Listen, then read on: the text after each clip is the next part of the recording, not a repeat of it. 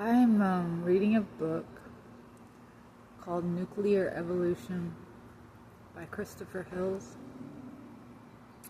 It was written, I believe, in the 60s, maybe early 70s, and it explores the evolution of consciousness.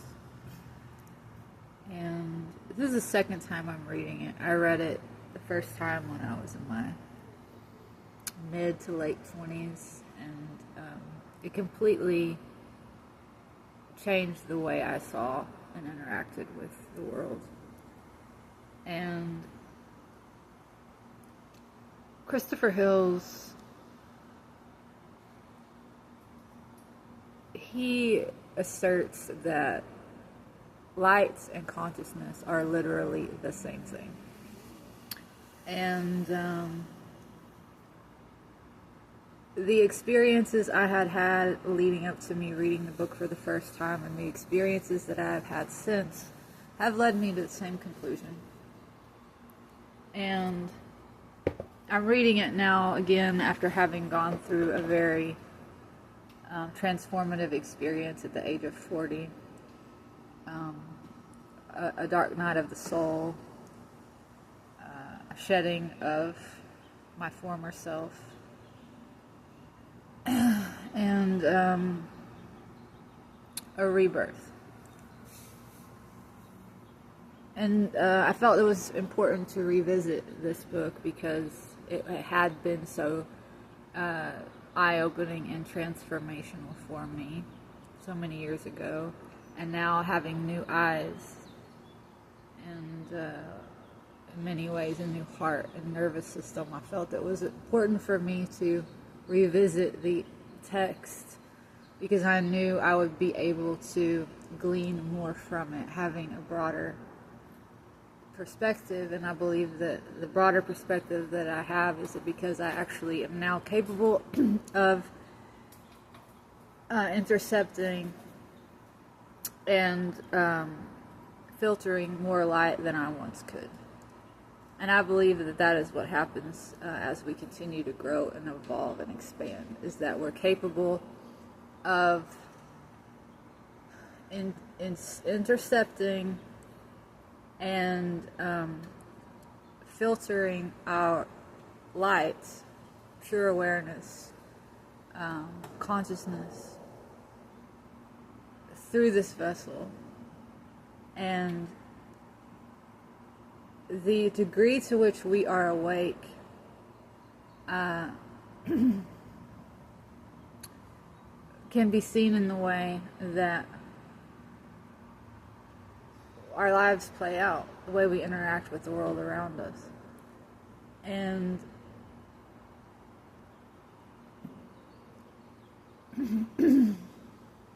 the way that life is projected onto reality, coming through us, what that looks like is impacted by our energy centers, our chakras. And these act like, this is what I believe, and this is some of what Christopher Hills talks about. 7 chakras, these are different levels of consciousness. And different people have different chakras open at any given time. And a person who is enlightened has all of their energy centers open. Okay?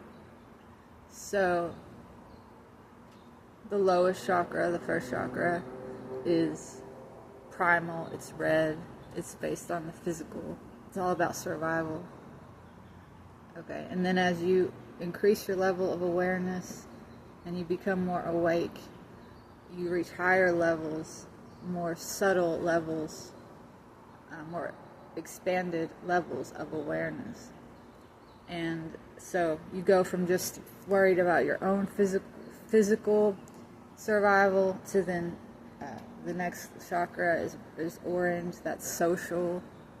Then yellow, has to do with the intellect. Green is about stability and acquisition. It's the heart chakra.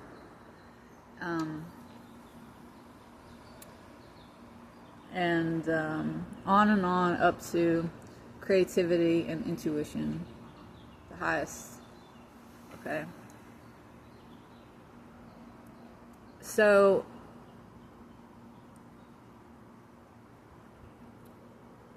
the secret was revealed to us, like, I don't know, 20 years ago. The secret that, oh, we are powerful creators. We create our own reality. And yes, we influence, we impact our reality. That's true. We're co-creators.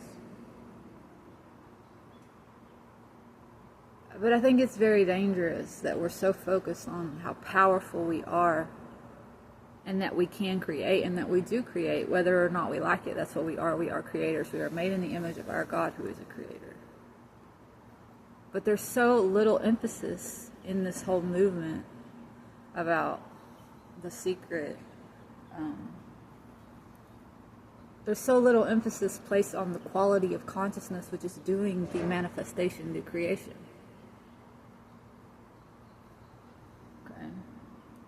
So in many ways, giving that information to people who are unaware, asleep, self-absorbed, that's like giving a loaded gun to a child and saying, here, there's no safety on it. You know? We should be more concerned, what I'm saying is, we should be more concerned than we are with the quality of our consciousness, developing and refining and expanding our consciousness, knowing that we are creators. Now that we know that we are creators, that we are co-creators, that we are all influencing this reality that we are all experiencing together, we have a responsibility to make sure that the energy, the life force that we are putting out into the world is of the highest quality and vibration, because it is actually influencing the fabric of reality that is impacting us all. So why is it that we don't teach children about these instruments, these vessels of light, of consciousness? Why don't we know how breathing impacts the way our minds work, our brains work, the way we think, the way that we feel? Why don't we spend more time teaching kids about eating right, exercising, sleeping, how that impacts our ability to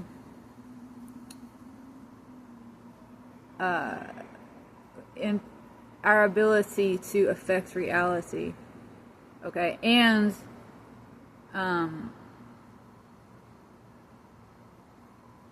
how we decide to go about impacting reality, like our intentions, our heart, okay? Why are we not more focused on the quality of a person's consciousness and the taking of responsibility in developing our consciousness? Why is that not on the forefront of everyone's mind? And why is that not a priority? I think it is for some people that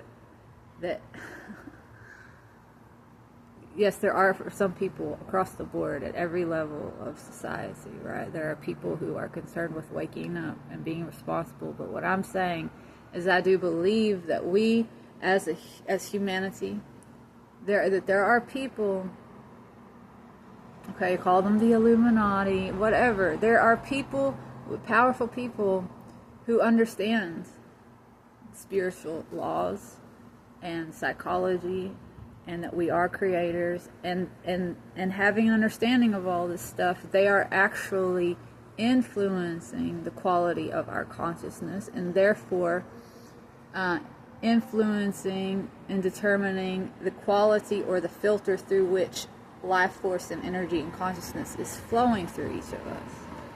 What I'm saying is, in large part, our culture, the culture we're existing within, in the society, in the social norms, is to a very large degree impacting which of our energy centers is open and which is closed. Okay, when we're all constantly being traumatized and in survival mode, guess what is definitely going to be most activated? The lowest chakra, the lowest, densest energy place, the red level. And guess what gets shut down? Because it's less important to be creative and intuitive and imaginative when you just have to be alive first. And that's on the line. So all of these higher levels of functioning, they shut down when you're constantly being bombarded with things like pandemics and weather that's extreme and high rent prices and high gas prices and high food prices, all the things you need to stay alive. That's your number one focus. All your energy is going there. All your attention is going there. All of your life force is going there. And in that way, we are being conditioned in our bodies, in our light bodies. I believe that. I believe this is a spiritual war, and that we are all children of God, but we are children of God that have been recruited, many of us, into an army of darkness, and we don't even know that because we're asleep. And those of us who have caught on to that and become aware of that, we have a responsibility to spread the word, to let people know, to help our brothers and sisters wake up, to rouse them, whether it's through art or sharing some sort of Bible passage, or it doesn't even have to be from the Bible. Like, we don't have to bring religion into this, but I'm talking more about the teachings of Jesus Christ or Buddha or Muhammad or any awakened person who's ever existed. They have shared wisdom with humanity. And there's so many different ways that we can help people to wake up, through comedy, through music, through body work. There are so many healing arts, okay? And that's part of it, is like, got a lot of broken, sick people that need to be healed. That's part of the awakening process. And I'm not saying I'm totally awake, but I'm more awake at 42 than I was at 40, and I was more awake at 40 than I was at 28, and I've continued to have these moments of awakening, and I believe this is what reality is about. This is what life is about. It's awakening continually from a dream, to awaken within a dream, within a dream, within a dream, within a dream, until we finally wake up to all of it. And I know some of this was a bit like messy in the way I delivered this message, and maybe some of it didn't quite make sense, but that's okay. I'm not going to start over. I'm not going to edit it. This is just what's coming to me right now, is that we need to be, yes, we are powerful creators, but so many of us have been conditioned to just go after material things. And we need to realize that, like, that's a dangerous, dangerous game. And there's so much more to life than things. And we should be more focused on refining and expanding and clearing and purifying this vessel.